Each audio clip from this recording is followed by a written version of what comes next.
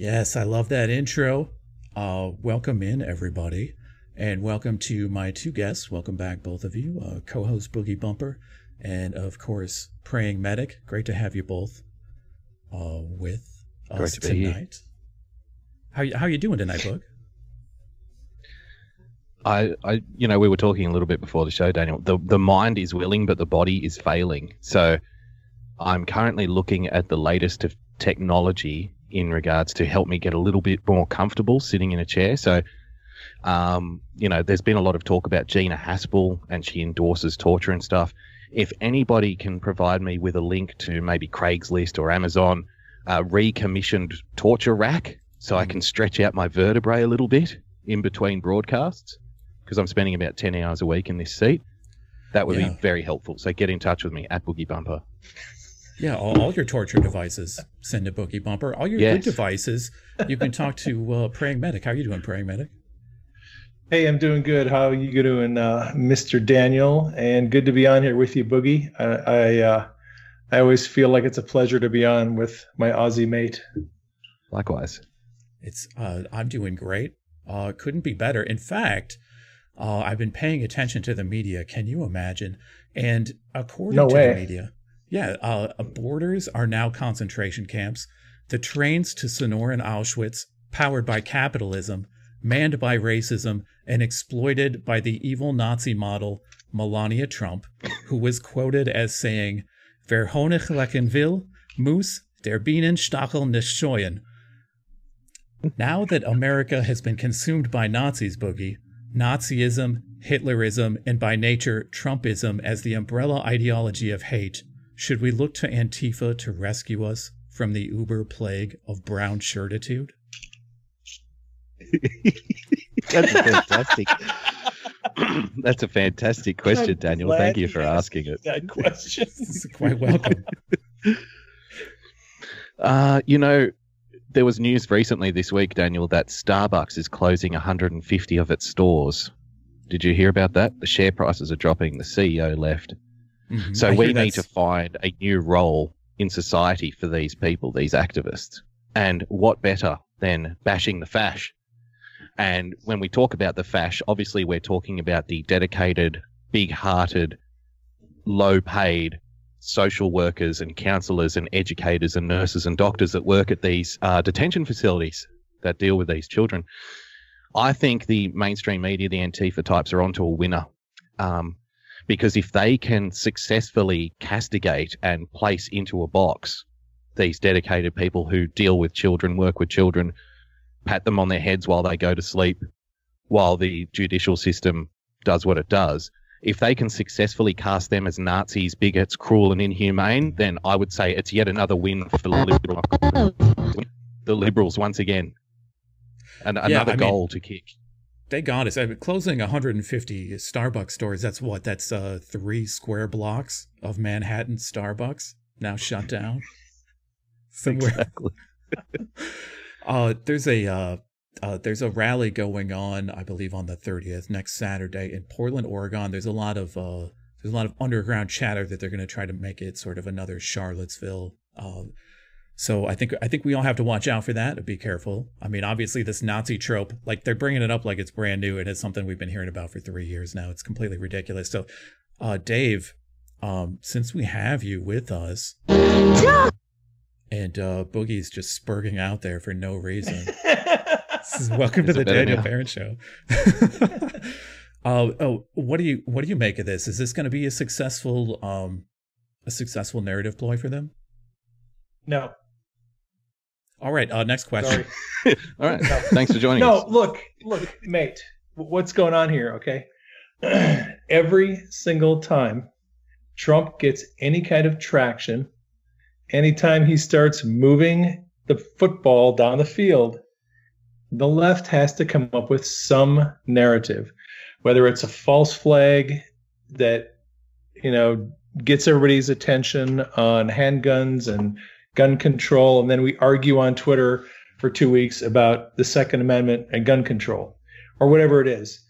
All of these things, the children at the border, Melania's jacket, the shootings in the schools, these are all issues that the left is using to try to slow us down because by getting us to engage them on their topics. If we would just shut up and not talk about their topics, it would go away. They would have to find something else to talk about. It's like back in the 60s, they said, what would happen if someone gave a war and no one showed up? Well, I would ask our friends, what would happen if the left provided a false narrative for us to chew on for 2 weeks and nobody bothered to talk about it? These things are only issues because we agree with their agenda and we're willing to talk about them. Was the jacket? And I think we need to just knock it off. Sorry, the Melania jacket seemed to me like the Trump administration's attempt to kind of take the narrative back, to be like, look, you're not going to pay that much attention to us if she goes down there, but if we give you a little meat to chew on, maybe they'll, maybe you guys will report that she's actually there and show the video. But everything Trump does, they spin it and try to use it as a wedge where that they can have another talking point for another 3 or 4 days or a week. Yeah. Well, I hope that the rally on the 30th isn't an attempt at some kind of false flag to retake the narrative from the border, because they're naturally going to lose that narrative because all of their premises seem to be based on falsehoods, Boogie. I mean, they had the pictures from the Obama administration, and then they had more stuff from the Obama administration.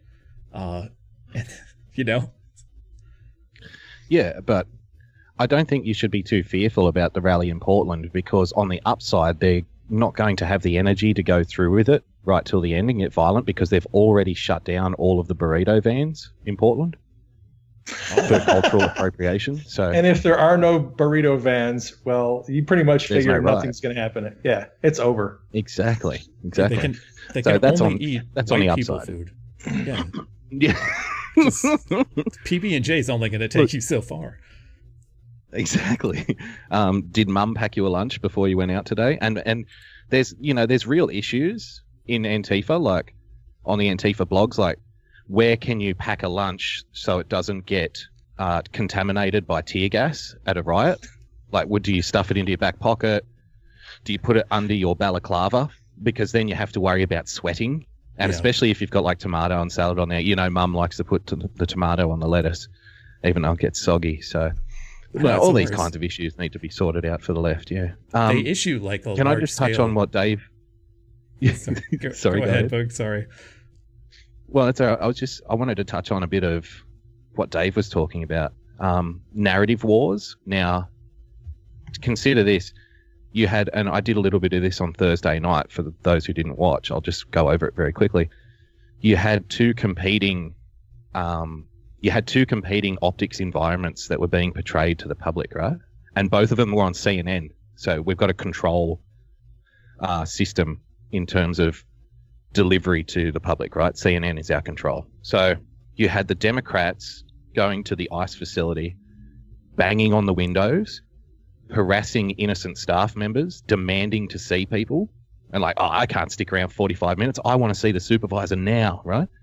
Banging on the windows. Don't you know who we are? We demand access, knowing full well that they can't get access. That was the shot that they wanted, being denied access. Okay, it's the Michael Moore play. Now, on the flip side, you have Melania Trump going down there, meeting with the people. They're telling their own personal stories about how they deal with the kids the day after the executive order is signed. And while for 2 weeks, the entire media is saying cruel and inhumane, injustice, it's like Auschwitz, it's terrible what's happening to these children, right? So balance that up. She's sitting in front of a tree that's on the wall. It says like something like peace and kindness makes children smile or something, right? She's there all day and she's getting personal stories, and liberals love personal stories from the people in the room. Yes, I'm a counsellor. I deal with the children. I make sure they get fed and clothed. I provide the best possible care for these kids, right? Yeah. In direct conflict with the narrative that's been going for 2 weeks before. Now, you can argue that the Trump administration waited too long to do that, and by the time that they did that, it's almost better if you just stick with your original plan, because you're only going to get attacked as backflipping after that, right? So you can argue that. But I'll give you a little pushback on that. I mean, this brings attention to the border. And I think any attention to the negatives of the border ultimately give the Trump administration an advantage in, building the wall. It gives them more things to say, look, look at all this trouble. Look at all this trouble. We got to do something about it. Here, I'm about to do something about it. What do you think, Dave? Sure. Sorry, I was responding to Jalen, and I think I missed your question. What was your question? That Jalen is more important. Let me just point out, Dave is in this nice, bright, shiny room, looking moderately angelic, next to Boogie, who's possibly at Satan's River. And I'm like in the middle of you two in this gray area. And I don't know if that's coincidence or not. How's that for a question? I still want to answer your question, so throw that at me again. Border stuff. Is it better to bring attention to the border even if there's negativity involved, or is it better to steer away? Oh, I think we should. Well, it's interesting. I think we need to follow our leader. I think we need to follow Trump. I think whatever Trump is talking about, we need to talk about. I think if Trump is not talking about something, we should probably not worry too much about it. And Trump is trying to get the border secured. He's trying to get legislation passed. He's working with recalcitrant Congress. He's working with knuckleheads in the media. I mean, he's got a lot of things going against him. And that's why he keeps harping on, look, Trump knows the only way he's going to get the border secure is to get rid of the rhinos and to get rid of some of the Dems and put in legitimate conservatives who are concerned about national security and concerned about the border.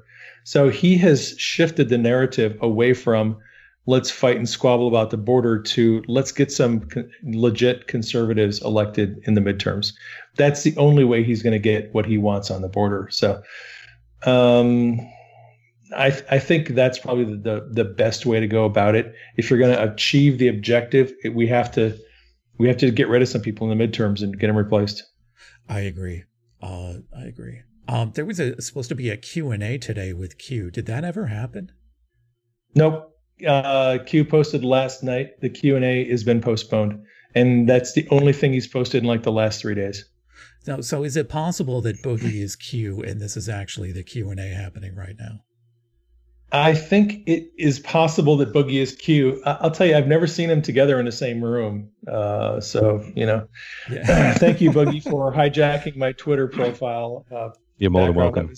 Nice segue. That was very smooth. Well, I just like to see people succeed. That's I just changed my Twitter background 2 nights ago. I thought, okay, you know what? If Q is going to be my divinely ordained message subject du jour for the next couple of months, I might as well just let everybody know, hey, you got questions about Q, bring them over here. I like it. I'm kind of jealous of it, to be honest with you. I like that. He's yours, Daniel. Background. Yeah, it's very budget. Very budget, isn't it? The Daniel Barron one. Thanks, Boogie. Yeah. Let's talk a little bit more about QAnon. Because let's be realistic, that's what everybody wants to hear about, not my rambling. Dave, what is your relationship to QAnon? That is a really good question. I wish I knew. I am a Q follower. I consider myself to be something of a Q disciple. I'm probably, some people consider me to be a Q apostle, because I am speaking out the messages that Q is putting out there. And I'm trying to educate people on what Q's mission is, what the message is, how to discern and decode Q's cryptic posts. I continue to have dreams about Q. I had some Q dreams last couple of days.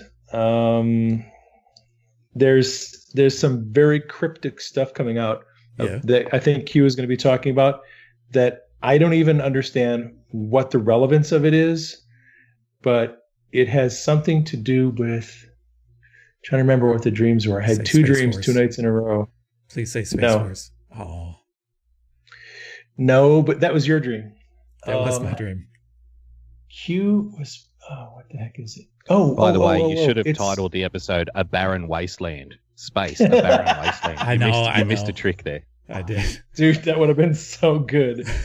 And then hey, look, if you get Elon Musk to come on your show, I want to come on with Elon because I have a couple of questions I want to ask him. Look, I'll be honest with you, Dave. The way this show is going, he should be on in about 3 weeks. So. Okay. All right. Sign me up for that one. I want to be there. No, what I remember the dream. So there was a dream one night where the best way I can describe this is it had to do with people, powerful, wealthy people, who were using a very sneaky way to liquidate assets in real estate, in bonds and trusts and money. They had money tied up in this stuff. They were going about a very, very sneaky way of liquidating this stuff, getting cash out because they had to get out of their positions and whatever they had. That was a dream I had, I think, what is today? Saturday, it was probably Thursday night, and then Friday night, I had another dream where Q was posting about that same kind of subject, and that is how rich, powerful people were getting out of their positions that they had in different assets. So I keep getting these dreams that kind of, I think, portray future things that Q is going to post about. Q, you asked me my relationship with Q. Mm-hmm. At Q, evidently the Q team is following my Twitter timeline because they repost things that I put out there. I'll put something on one of my Twitter threads, and then Q will repost it 3 or 4 hours later on the board. So I'm fairly certain that Q is following my Twitter threads and maybe my videos. I don't know. People are watching. People are watching. I was telling Boogie before the show started, like I get, not to the level of Q, but I get people telling me about this or that or the other thing, or hinting at this or that, everybody's out there watching. They're watching the whole movement. They want to know what's going on. They want to know what we all think, So I just want to say, hi, Q. How you doing? Love your work. Keep up the good work. Hi, Daniel. Hey. This is great. This is the best show ever, actually. Yeah. It is. Confirmed. So confirms. Boogie, any crazy dreams lately you want to share with us? No crazy dreams. No crazy dreams. I did have a dream a while ago that I was on the Daniel Barron show, and Sorry, what do you know? That Sunday, the dream came into reality. I'm not a big dreamer. I'm a daydreamer. If you want to know, I daydream a lot. Like, have you ever had Boogie? Have you ever had like a psychic episode or like a vision or anything like that? Not visions. I have had I've had a revelation, but it wasn't a vision based thing. Okay, let me ask you a normie question. That's a long story. Okay. Trump. It looks like no, I haven't had a vision. And one of these days, you need to tell that story, Boogie. And it won't be today. That's all right. Blindsiding my guests is one of my favorite things to do. But deep random questions. It looks like Trump is making a plan to go to Australia. Boogie, you planning on going to check him out? Yes. Yeah, hopefully. I mean, if he does a rally down here, it'd be fantastic. Jordan Peterson and Milo Yiannopoulos have come previously and done rallies down here, and they're all very surprised that there really isn't much protest action, because the Aussies are kind of like, yeah. They were sellouts and stuff, but it's too hard, the man. protest, and there's no burrito vans here either, funnily enough. I think we've unlocked the key to diffusing future riots. Just remove the burrito vans. Less hot sauce, right? But no, if Trump comes down here, that would be fantastic. I'll periscope it if there's some kind of rally. I'll go to it. You going to put your face on camera? I might. For Trump, I might. I might do that. See, this is big news right here. Well, I actually want to recruit Trump to be our prime minister after he's done with America. Like, maybe we can start the Trump World Tour. And, so all the countries put their name into a hat, And it's like, okay, you know, we could turn it into a reality show, right? We could have all the different countries come into Trump's office and plead their case. It's like, yes, we've got a swamp. Our swamp's very bad. We need new trade deals. We're very bad trade deals. You know, these are very, very stupid people. We don't need a wall. The task today will be draining the swamp. Whoever drains the swamp, whichever team does more, they win. Hey, Boogie, were you aware that I had one of my Australian friends visiting me at the end of, end of May? He was here for about a week with his family. They left Australia permanently. They're not going back. And they're not going back because Australia, in their mind, Australia, has become an absolute mess. The swamp is a mess. The politicians are a mess. Taxes are a mess. Everything is a mess. They can't deal with it anymore. They're just fed up with it. And so they actually moved to Denmark. And the reason they moved to Denmark is they're both... my mate was he lived in Italy for a while, lived in Ireland and the UK, and his wife is a UK citizen. She's got dual citizenship, so it's kind of easy for them to go to Europe. Everywhere in Europe that they looked is equally almost as bad as Australia, with the exception of Denmark. Denmark kind of got their crap together. They're not allowing the migrants to come in. They're allowing them to go right to Sweden if they want to go, but they're not really letting them stay there. And if he doesn't, they're going to try their hand in Denmark for a while. And if it doesn't work out, they may end up coming to the States. Well, we've got the Australian princess in Denmark too, you'll know. Right. The princess of Denmark is actually an Australian girl. Is she really? So, you know, she's an Aussie? Yeah. Didn't know that. Yep. Yeah. Yep. From Tasmania, I think, of all places. So, oh, wow. You know, it's funny. Wow. Australia is like, I try to explain to people, there's a, it is bad in a lot of ways, but in a lot of ways, there's a lot of positives too. Culturally, we're far less prone to being overrun by political correctness because even, you know, for example, myself, I live in a really high immigrant area of my city. And, you know, even though it's high immigrant, these are the people that least like political correctness. And they'll kind of swing between left and right voting. The problem is the leadership of both the major parties are basically the same party. I mean, it's the same problem, right? It's the same problem in Western Europe, same problem in North America. So that's what we're going through. You got super extreme hardcore liberals and super extreme liberals. Yes, basically, and some fake conservatives to bring us all together. Do you think Trump is going to? You think he's going to either of you to Australia to start cleaning up, to start draining the Tasmanian swamp there? No, I think he would be coming here probably for some kind of talks with the Australian government, and he would be saying, listen, you need to get on board with me, because here's a couple of things. The Australian government is pushing through with TPP, even though America's not involved, and the Australian government is remaining with the climate accord, even though America's not involved. And there's big pressure here from, you know, people to say, hey, if America, I mean, let's be honest, if America isn't involved in the TPP and the Paris Climate Accord, then it doesn't happen, right? Because you're paying about 80% of all the costs to begin with. So it's pretty stupid for little old Australia to say, oh, no, don't worry about Donald Trump. We're going to keep going with the climate change stuff. It's just ridiculous. So I would imagine he's coming down here to say, look, it's in your interest if you follow suit, if you tack and come with us, because we're going to be the ones on the upswing. If you look around Western Europe, the socialist liberal types are being eviscerated in local elections in Europe, all over the continent. The same thing is happening in North America. Isn't it amazing how the populism and the nationalism took root in Eastern Europe and Poland and the Czech Republic, and it's spreading westward now. It's into Italy. Well, and there's 60 years of communism, Dave. 60 years of communism will do that. You know. Yeah, I loved watching what is happening in the elections in Europe. I think it's just amazing, and it can't happen in the UK fast enough. No, I have a lot of friends in the UK.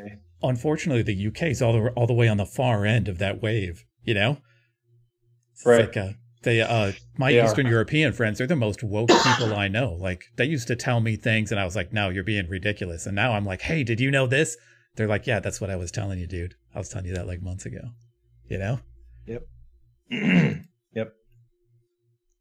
So this is where I take control of the conversation and ask questions.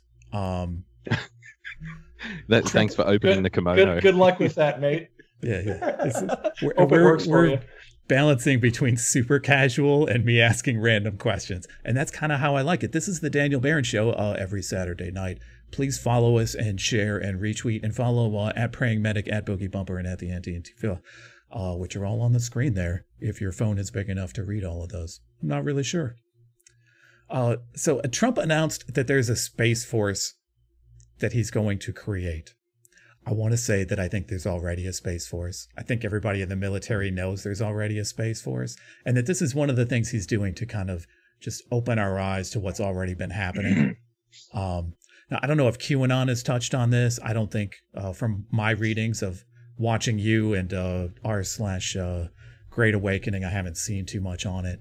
But I love it because it brings up my childhood dreams, and I want to dream big again. What say you, Dave? Yep, Q has actually talked about what's going on in space a little bit. Not recently, but back in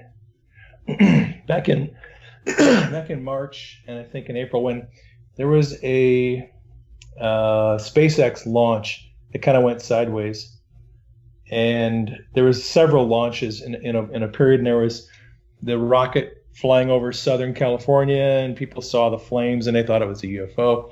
Q was actually posting about SpaceX and the space program at that time. Suggested a little bit about what the CIA has been doing in space, developing space weapons. Suggested that Trump. Go ahead. Do you think we're on Mars already?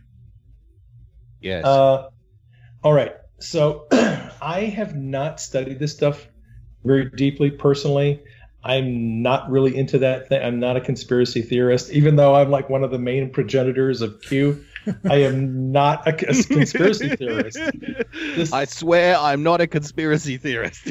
I'm not. Hey, I don't even watch Alex Jones. That's what makes you good at it, because you don't take it into the depths of insanity. You keep it very realistic.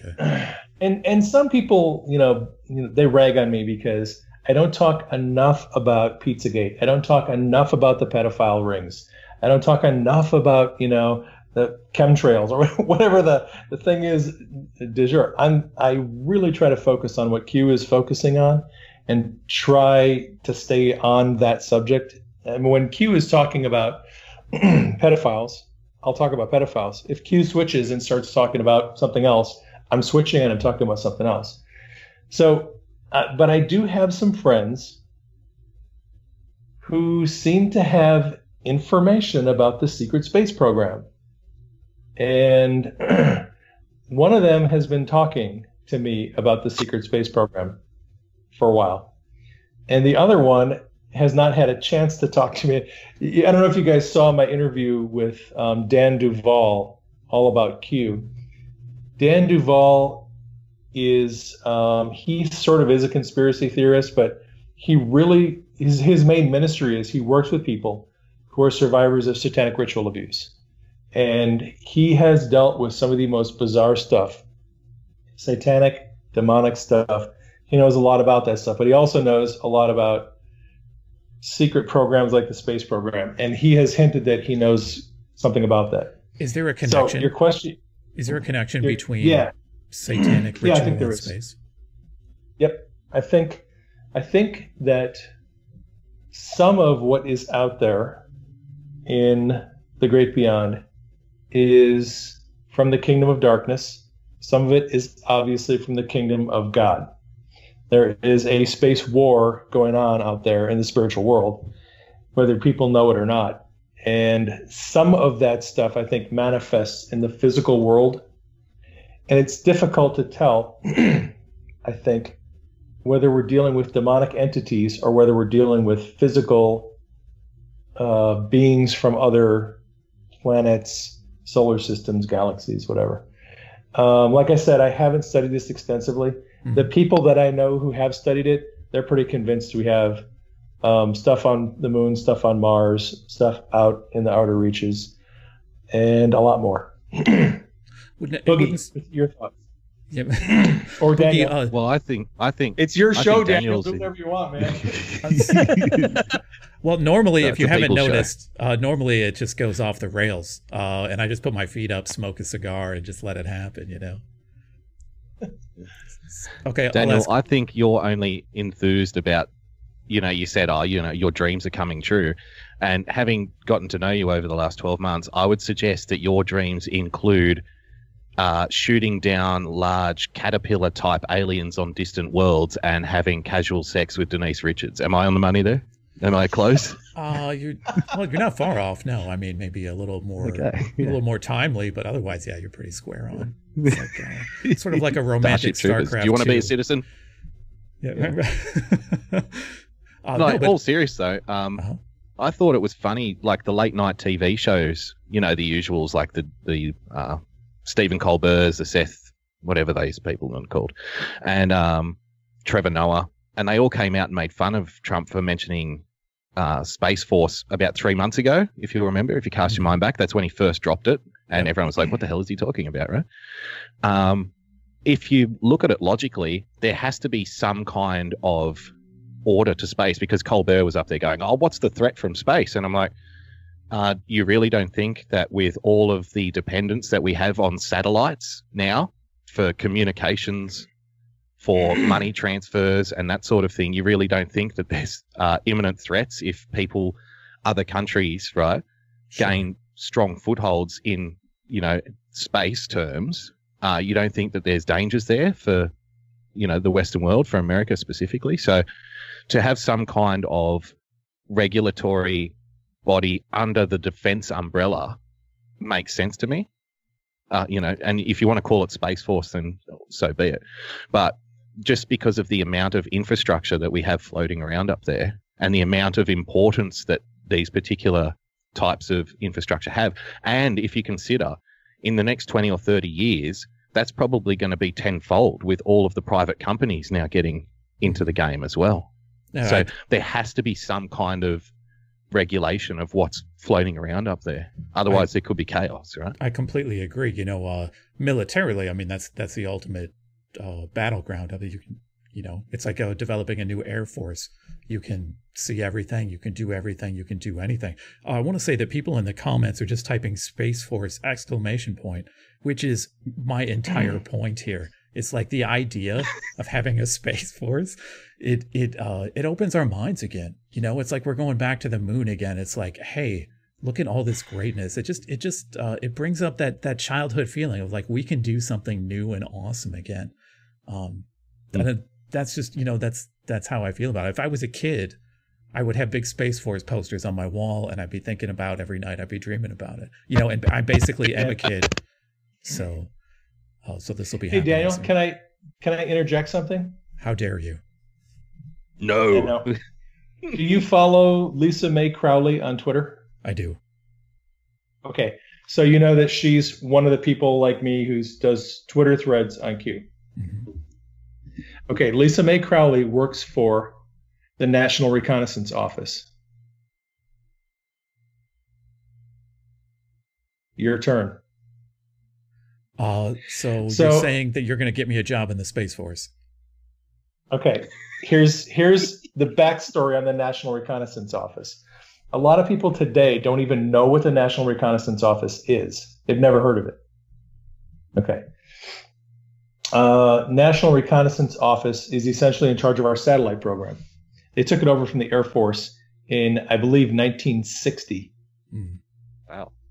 Now, the National Reconnaissance Office was never acknowledged even among people in Congress until the mid to late 90s, and it was only mentioned accidentally in a session of Congress where someone let slip that there was a National Reconnaissance Office.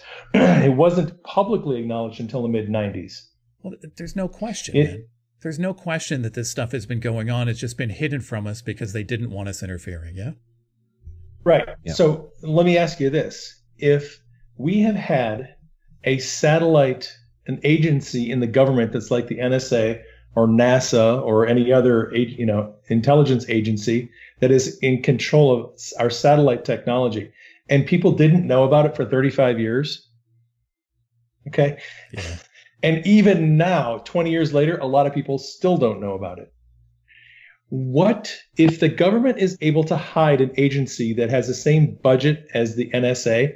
Because they do. You look at the National Reconnaissance Office and NSA, they spend about the same amount of money. Where all of this money that comes from the Defense Department, the trillions of missing dollars in the Defense Department, where is that money going? What is it? What are they doing with it? Right?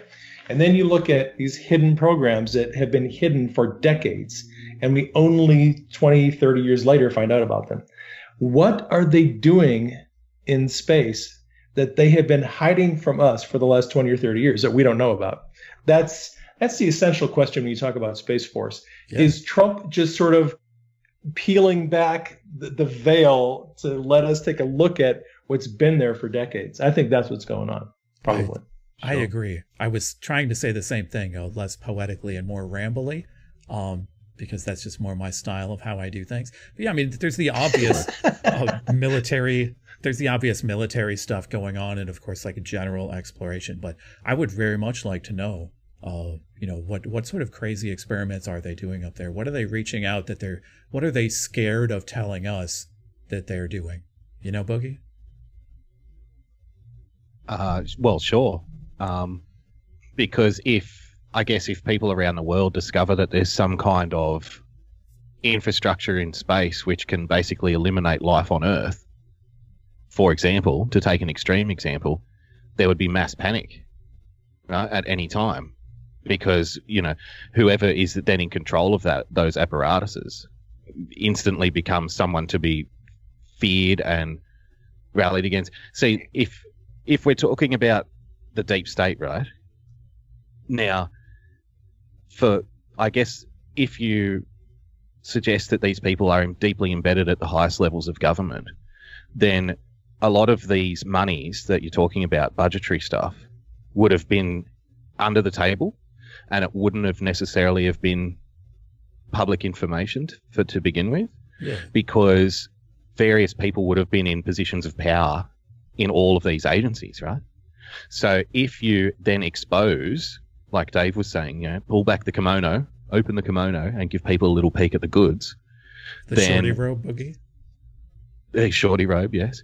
Then if people are more aware of how their government is spending money, then you can't just come out and tell them in one straight hit, because it would be mass shock and mass panic. I think maybe that's their thinking. I'm not saying it is, but I'm thinking like along the lines of what Dave's saying. If you just came out and put everything on the table from the get-go, people wouldn't be able to handle the information. But if you can reveal things slowly over time, you give people a chance to catch up, if that makes sense. I'm not sure. I think it does. I think that's what Q is doing too. That's Q is doing the same thing. Q is dropping little hints along the way about the takedown of the deep state, the takedown of corrupt people in government. A massive takedown, but it would be such a shock to the average person who has been asleep for the last 20 years watching CNN, right? So you have to do it little by little. You have to just a little here, a little there, give people hints about what's happening, what's coming. Yeah. So let's say that I'm 85.9% sure that Q is, a group of people related to the president or the president himself. If that is true, and because there seems to be this series of potential reaffirmations that this is true, right? Like Trump pointed to the guy in the Q shirt at the rally, and some other things have happened, I know. If this is true, when it comes out, if he gives real confirmation, if Trump says, look, I'm Q, I've been saying all this stuff, right? The whole future proves past thing. If and when that happens, all this information up to that point gets released to the public all at once, right? That would be like a huge shock, wouldn't it? Right, it would be. It would be, and that's why I believe Q Q has been dropping crumbs, dropping clues and hints to get us to do the research and then make it public, put it out on Twitter, put it out on YouTube, to kind of bring the temperature up gradually to get it more and more people accustomed to what is coming. Q has suggested that we're going to have more direct proofs coming. We're going to be getting shots from inside of Marine One and Air Force One. We had some Oval Office pictures the other day, which were pretty interesting. So Q has definitely suggested that there's going to be more undeniable proofs coming because of the attacks, because of skepticism, and Q said at the rally up in in Duluth, Minnesota, that it was the president's call to point that guy out. And I've actually been friends with him on Twitter for a while. We follow each other. He said a woman came out about 15 minutes before Trump came out and did his speech. A woman came to him, found him wearing a pink dress, took a picture of him, and then went backstage. And he did not see her again. And then Trump came out and pointed to him.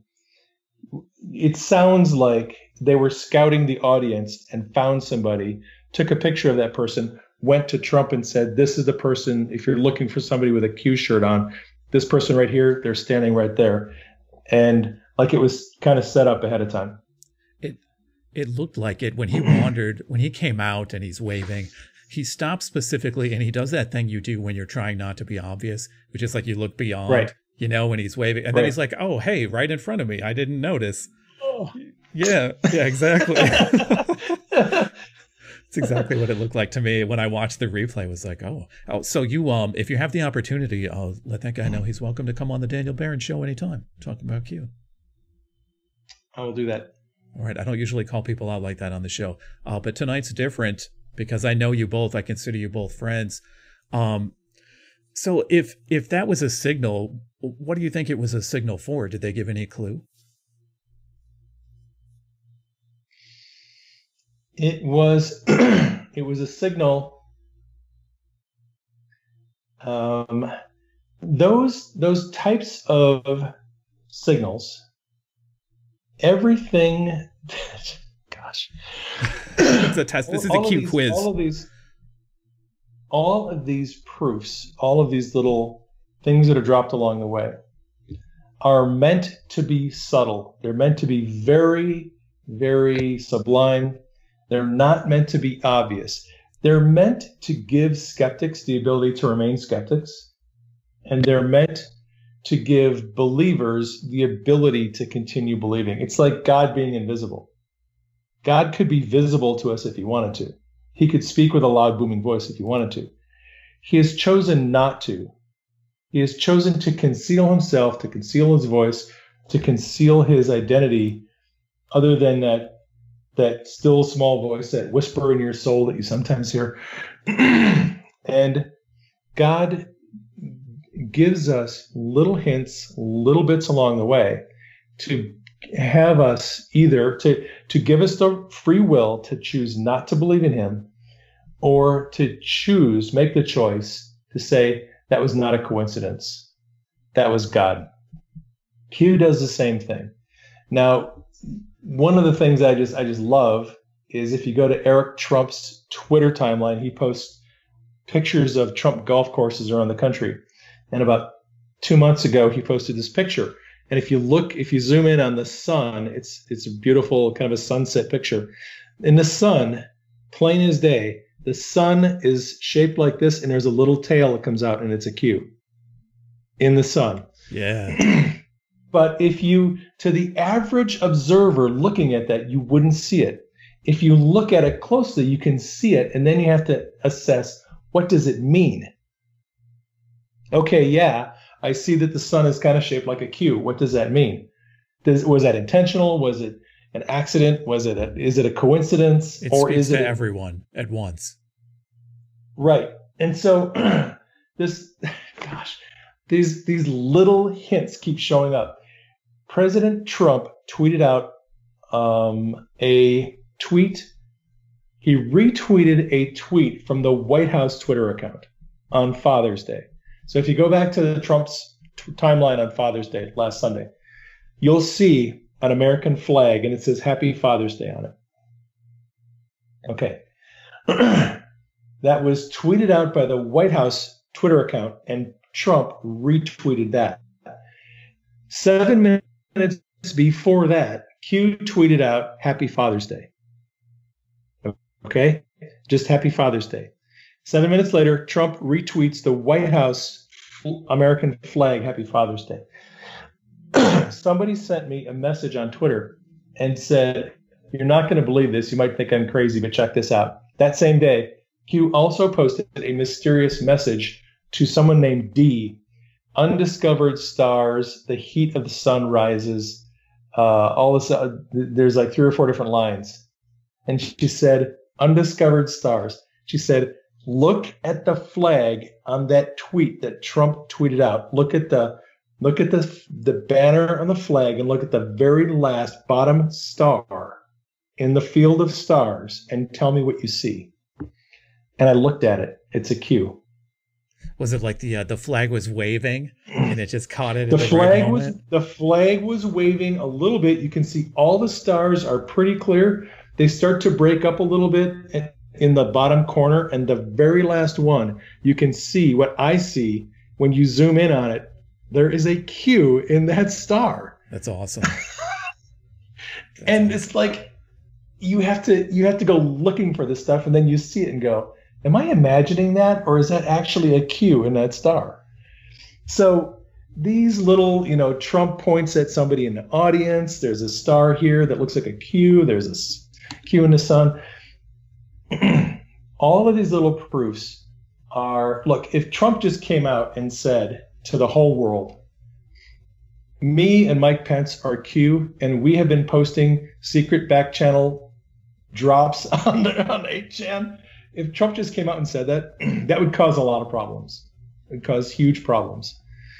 So that back channel on 8chan that Q is posting on is intended as information for people who want to go and get the information, who want to know what's coming down the road, who want to know 3 months ahead of time that Rosenstein is going to have huge problems with the DOJ and the FBI. People who want to know 6 months ahead of time that we're going to have a peace agreement with North Korea. I mean, if you want to know that information ahead of time, you go to Q's board and you go start looking at stuff and go, wow, he predicted that and that and that and that and that and told us all this stuff before it happened. But Q does it in a way that it's like it gives CNN, it gives MSNBC a way to argue against Trump and a way to refute people like us, because Trump is a gracious man, and he doesn't want to drop the hammer on his enemies ruthlessly. He's using a very sneaky way to drop the hammer on them. He's very merciful. I think the Trump administration is going to be found to be a very merciful administration. I agree. They could have on day one gone around and rounded up all of Obama's cabinet and put him in jail and put him on military tribunals if they wanted to. Mm-hmm. They had all the information. Admiral Rogers gave them all the information from the NSA about their crimes. They could have just rounded everybody up and they would have had a civil war, because everybody who supported Hillary and Obama would have mass rioted. They knew that. They couldn't do that. So they had to come up with another way to expose the corruption. And a lot of it's being done through Q. Yeah, and it's a great troll by the president, too, because at the time comes that he's going to say, like, it was me all along. That's just like it's like the ultimate troll. Everybody who didn't think it was true is going to be like, oh, my God, I can't believe it. He got me again, Yeah, I think. Well, it's like the witch hunt, right? Yep. When Hillary gets arrested, Trump's going to say, I told you it was a witch hunt. It's like lock her up. Lock her up is actually a compassionate chant, because the crimes that she will likely be found guilty of are not lock her up types of crimes. They are going to be hang 'em high type of crimes, and people are already going to be used to saying, hey, maybe we should go easy. Maybe we should be nice. We'll see what happens. Let's just lock her up. Q also says there will come a time when people don't, when these people will not be able to walk the streets safely. Not able to walk the streets. So, it could be that they may be leaving justice to our hands at some point. I don't know. That's just a possibility that concerns me. Daniel, Please. I've got something for you if you want. Oh, you're still here? I'm still here, yes, ladies and gentlemen. All right. I don't really do the Q thing because for me it's way too involved. So I happily defer to people who are researching that stuff, and because I care more about sort of media, PR techniques, and political rhetoric, political speech, right? But while you guys were just chatting away, pretending like I'm invisible, I did bring this up. I want you to cast your mind back to the inauguration last year in 2017 now, and just remember this in regards to SpaceX. Do not allow anyone to tell you that it cannot be done. No challenge can match the heart and fight and spirit of America. We will not fail. Our country will thrive and prosper again.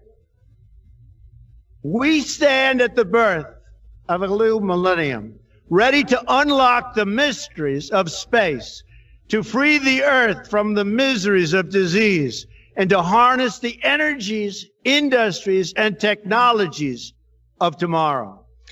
Now, when I heard that was one little section that people kind of glazed over. I did a whole podcast about that inauguration speech and the various concepts, what it might mean in the real world.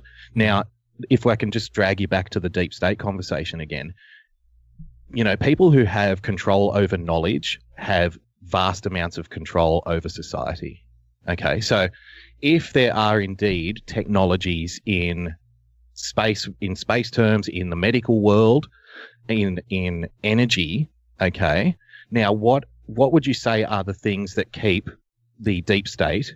And again, that's if you think it's a problem or not, that's up to you. I'm using that as a premise, right? So you can argue its validity either way, but assuming all things being equal, that it is true. Now, the deep state we know controls the oil markets, which then in turn has huge ramifications for the American economy and the worldwide economy. In terms of technology, okay, because people have long been arguing with technology, we can improve a lot about, people's lot in life. We can, for example, farming technology basically improved food production like 100 times over, right? Because we didn't need people picking as much fruit. We had machines to do it for us. So that reduces world hunger, okay, stuff like that. So you can extrapolate that out. Because we do, yes. Here in the United States, we actually slaves. train. We train crocodiles to do all that stuff. Oh, well. Yeah, we genetically just as a side note, I would love to see one day genetically engineered termites who can construct wooden furniture. Wouldn't that be fantastic? Oh yeah. Like you just give them a tree and they just carve out chairs and tables for us. That would be awesome, right? I say why not? And we can do away with jobs. But hey Boogie, can I ask you a question? Sure. I've heard that crocodile tastes like chicken. Can you confirm that? It tastes like chicken, but it's 10 times more difficult to catch and cook. I mean, it may be tasty, but you're going to have a hell of a time skinning the bastard. So, see, put a day aside. Put a day aside. But see, there you go with the Trump inauguration speech. There he was, Daniel, talking about we are on the verge of unlocking the mysteries of space, of curing diseases. That would be a direct threat to somebody if they are indeed a deep state, who controls technology, who controls knowledge, who controls information, and then controls the money. Because if you make these things available to everybody, guess what happens to the people who have control over cures for diseases and high technology, right? They become irrelevant like that overnight. Boogie, you know that Trump never asks a question that he doesn't know the answer to, right? Mm-hmm. Okay.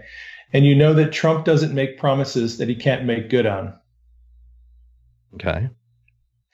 So he was warning the world about eradicating diseases, about conquering space, all right, and energy exploration. This friend of mine, one of my friends, has told me that we have already conquered all diseases. There are cures for all diseases, all forms of cancer. They have anti-aging treatments that can essentially reverse the aging process. They have developed anti-gravity. There are free energy technologies out there that would make oil and shale, coal and gas absolutely obsolete. Mm-hmm. That all of these technologies already exist. They've been perfected. The people who patented them, invented them, a lot of them have been taken out by the deep state. And the deep state keeps all this stuff down and suppresses it because they can continue making money off of our suffering, off of all of this stuff. But it's already been solved. If Trump knows all of that stuff has already been solved, he's only telling us a little bit of what he knows. If he knows that we've already got cures for, and Q has told us that Big Pharma has been suppressing all these cures because it makes them money and it makes the deep state money. So I think Trump knows a lot more, and there is a lot more out there than he's telling us publicly. Well, look at just the medicine aspect, Dave. The right to try. Okay. Now that is, if what you're saying is true, then how can you possibly begin to turn the ship around to a situation, an environment where cures and whatnot can be introduced to the public in a reasonable, rational manner that doesn't look like it's just getting dropped all of a sudden? You bring in the right to try legislation, okay? Now you can introduce various, and you can say, oh, look, we've just discovered a cure, right? It just happened. Thanks for the right to try. That actually happened. When Q dropped this little nugget and he asked researchers to start looking into how many naturopaths and how many doctors who work on alternative medicine have been killed, murdered in the last few years, I found a page where they had chronicled the death of 80 different doctors, naturopaths, homeopaths, and researchers, and their deaths were all unsolved. And Q suggested that night that the deep state and big pharma are suppressing cures and medications intentionally to keep us sick. The very next day, an article came out about a new antibiotic that had just been mysteriously, magically discovered.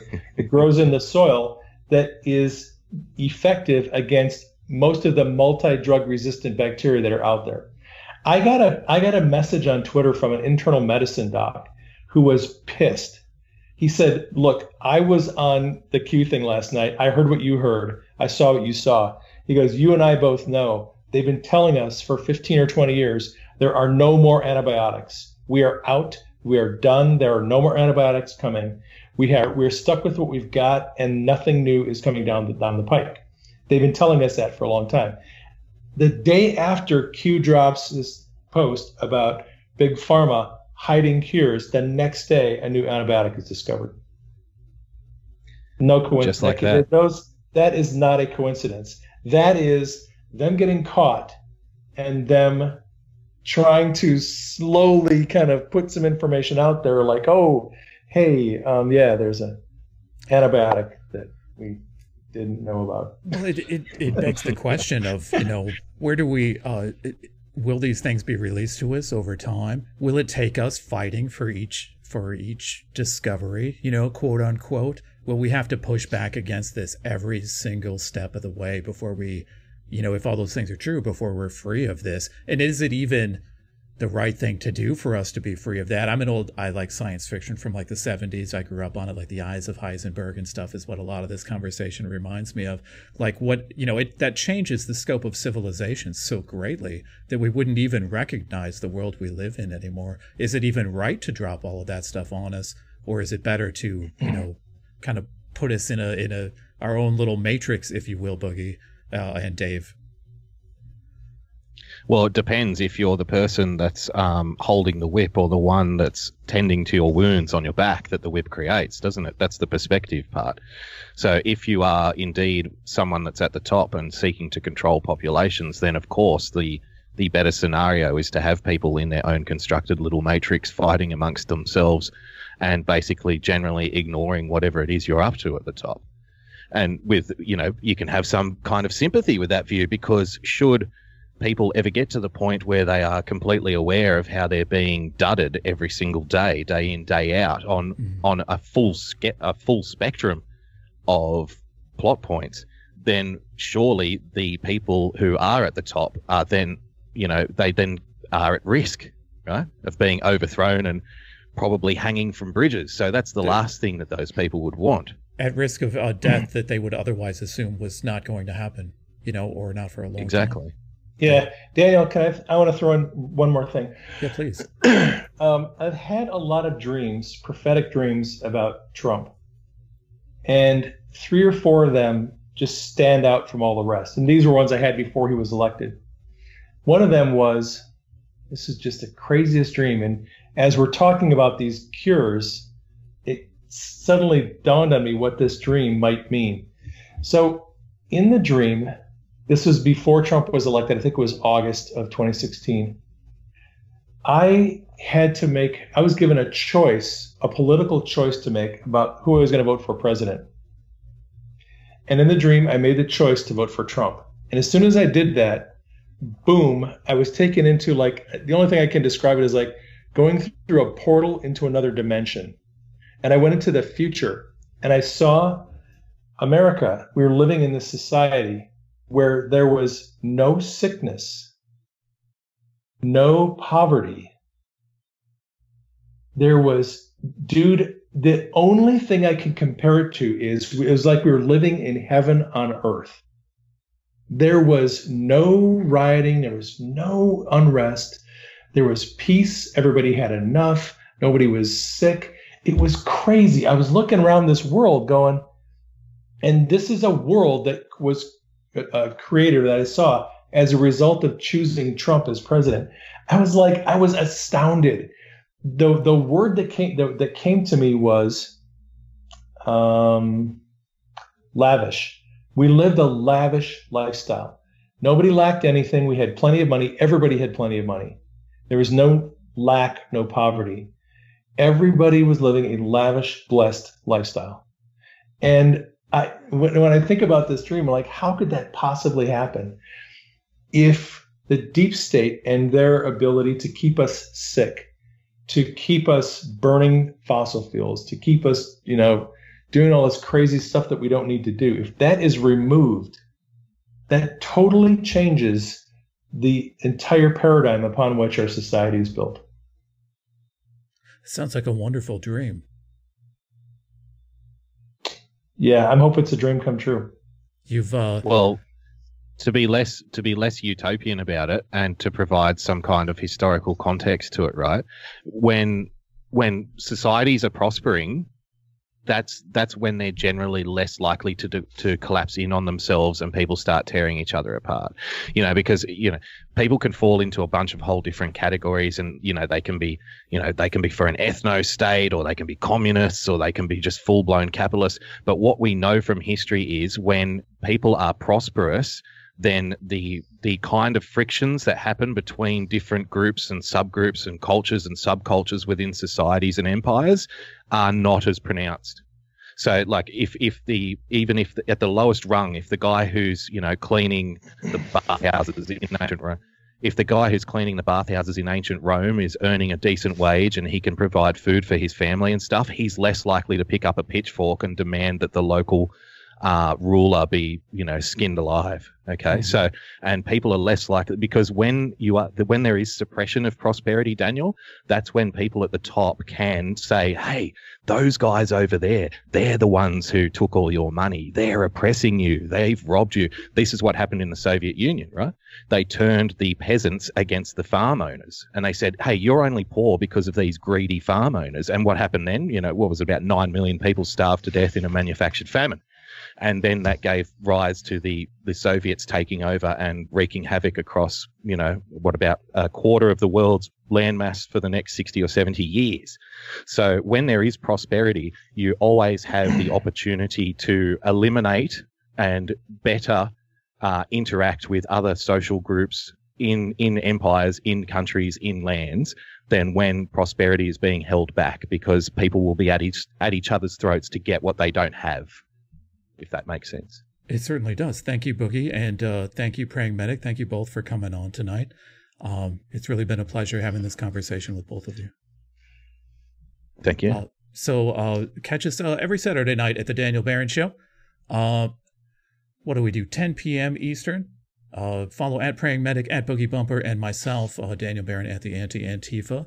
And dream big, everybody. I think that's the theme for tonight. Dream big. Maybe we reach amazing things in the future. Good night, everybody. I like that.